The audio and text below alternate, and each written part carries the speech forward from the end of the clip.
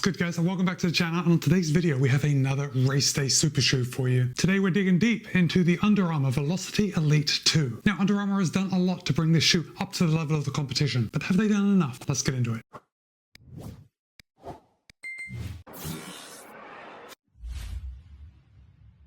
Let's get started off with those disclosures. Under Armour was good enough to send me this pair of the Velociti Elite 2 for the purpose of review. However, they haven't told me what to say, they don't have any editorial privileges, and all the thoughts and opinions are my own. With that said, you can pick up a pair of the Under Armour Velociti Elite 2 for $250. And of course, I'll put a link in the show notes below in case you want to pick up a pair for yourself. So I already said it in the introduction, this is a race day shoe, and we have a lot of the usual components that go into a race day shoe. Now we're going to dig into each of them. But the first thing we're going to talk about is the drop, and that is where Under Armour is separating themselves from the competition. The Velociti Elite 2 has 39.5 in the heel, 37.5 in the forefoot for a 2mm drop. So right off the bat, just knowing that, we know that this shoe is made for getting up on your toes. And for those of you that don't like a lower drop, or I should say don't run in a lower drop fairly often, you might experience a few aches and pains just from some muscles working that don't work when you're running in a higher drop shoe, like your calves. With that said, in my testing of this shoe, I didn't notice any negatives, no aches from the low drop, but that could be because I had previously been testing a zero drop super shoe. So I'm pretty well acquainted with a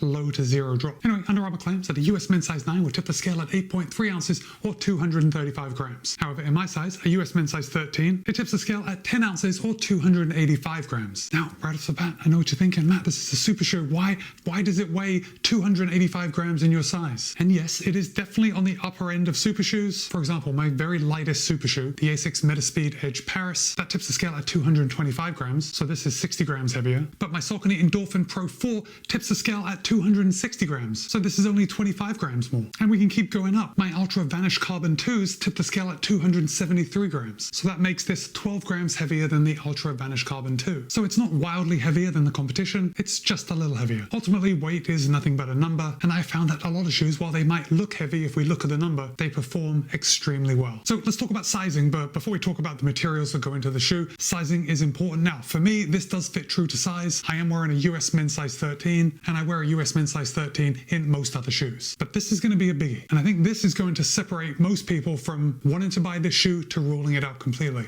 And that is, it's a race day fit, and by that I mean it is a very low volume upper, especially in the heel and the midfoot. Now the toe box has a surprising amount of room, especially when we compare it to the midfoot and heel, but I actually think that I have fairly narrow, dainty feet, and the Velociti Elite 2 fits me like a dream. Like, this is how I want all race day shoes to fit. It fits me really spot on. It's nice and snug, but it's not tight. I mean, it's snug in the very best way possible. So I think the main thing that's going to steer people away is the size of your feet. If you do have wider feet, if you find that in normal size shoes, not wide shoes, if you find in normal size shoes that sometimes your little pinky is rubbing up against the side, I think the Velociti Elite 2 is probably going to be too narrow for you. But if you do have narrow feet, guys, this shoe is made for you. Okay, so let's start at the top. Let's work our way down. We're going to start with the heel collar. Now, we have a good amount of padding around the heel collar. It's definitely not overdone. It's a race day shoe, so it's fairly minimal, but it's a good amount. And the heel collar padding starts at about the halfway point on the heel collar and then wraps around the back. And the padding doesn't go all the way down. Under Armour is clearly thinking about weight. It is just a little bolster that comes all the way around from about the halfway point here on the lateral side all the way around to the halfway point on the medial side. The heel counter, which I like to see, is fairly rigid. Now, it's quite narrow and definitely minimal, but there is a heel counter. You know, on a lot of race day shoes, companies tend to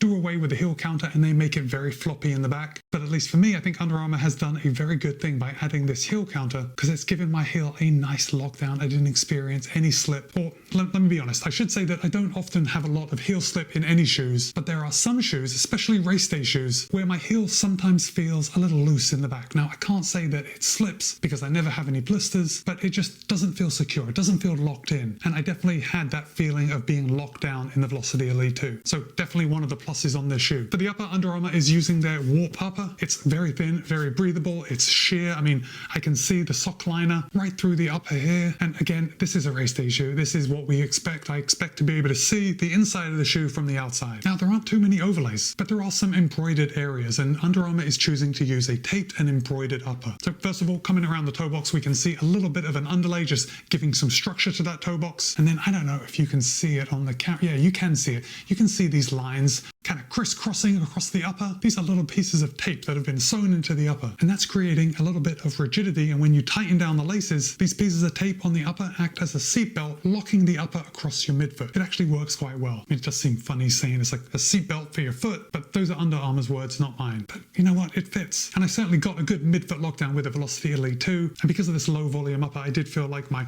eyelet chains weren't too close together. I guess I'm saying that the shoes seem to fit my foot very well. We've got a little bit of a taped overlay. It looks like Under Armour has just put a little bit of tape on the back just to cover that heel counter area. The Under Armour logo is very thin. And then there appears to be just individual embroidery right around the eyelet holes. So the whole chain hasn't been reinforced with an overlay. It's just around the holes. Again, I think that is probably to save weight. And then we do have this extra eyelet in case you needed to do that heel lockdown. The tongue is what we would expect on a race day shoe. It is super thin. However, it's not totally thin. Like, it's not paper thin like some of the competition. There is quite a bit of padding here, although I've got to be careful by saying quite a bit of padding. There's quite a bit of padding if we compare it to other race day shoes. The padding in this tongue is definitely minimal, but it's nice to have a little bit of padding there just to prevent the laces from biting into the top of your foot if that happens to you. We have one lace loop right here in the middle, and the tongue is not gusseted, but still, when this shoe was locked down, I didn't have any trouble with the tongue moving around. I feel like a broken record, but I had a really good lockdown in this shoe. Coming to the inside, Under Armour is using a TPE sock liner. Now, this sock liner is made using recycled materials. It's in there to evenly distribute pressure, and it provides a good step-in feel. Now, that's totally Under Armour copy, but I would agree, the step-in feel is top-notch on this shoe. Now, let's come down to the midsole, and this is where the magic happens, or maybe where it doesn't happen. But let's start off with the good parts. You see this top part right here? Well, first of all, this is a dual density midsole, so we're using two different foams. And this top part right here is a bio Pebax. And obviously, like any Pebax foam, it's going to be light, it's going to be responsive, it's going to deliver what we want in a race day shoe. But then we come down to this bottom layer, and we can see it's a little thicker in the heel, a little thinner in the forefoot, and this is Under Armour's supercritical Flow foam. Now, Flow is a supercritical EVA. Now, it's going to be lighter and more responsive than regular EVA, but it's still an EVA. Now, I can't be sure just looking at it which foam is heavier, but I think generally speaking, a PEBA foam is probably lighter than an EVA foam, and a PEBA foam also has a lot more energy return than any EVA foam. So hold on to that thought for just a second. Now, sandwiched in between this supercritical Flow and this bio Pebax foam is a full-length propulsion plate. That's a carbon fiber propulsion plate. We can get a good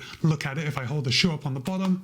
There it is. And it looks good. Looking at it here, we've got that carbon fiber etching shining in the light. It looks good. And this carbon fiber propulsion plate makes the shoe extremely rigid. That is very difficult for me to bend, which is a good thing. We want that rigidity in a race day shoe. It's going to help when we take our stride and we load that plate. It's going to help push us off. Okay, so let's talk about the ride. And before we start talking about the ride, let's go back to the drop. And remember, this is a 2mm drop. And for me personally, I am a heel striker, especially when I'm running slow. And this shoe is not made to go slow. It's got a 2mm drop. We've got PEBA foam. We've got a carbon plate. This shoe looks fast and it's made to go fast. And it's actually a very fast shoe. It really feels good when I pick up the pace. And honestly, when I'm running slow, like when I do my warm-up miles before I start getting up to tempo pace or before I hit those intervals, the shoe is very comfortable underfoot, even when I'm heel striking. And I think that has to do with this supercritical Flow, especially being so thick here in the heel. Because it seems to me that this supercritical Flow is a lot softer than this bio Pebax foam. This is quite a dense formulation. Well, dense may not be the right word, but it doesn't feel as soft as some other shoes at the same price point, you know? So this is how the shoe works for me. When I'm running slow and I'm hitting this soft supercritical foam in the back, it feels pretty smooth. If I hold it up, you can see the geometry. We have quite a pronounced toe spring right here. I mean, the rocker is on point. We got a nice heel bevel in the back. We have that channel running down the middle, and all of this contributes to a fairly smooth feel. Now, when I start picking up the pace,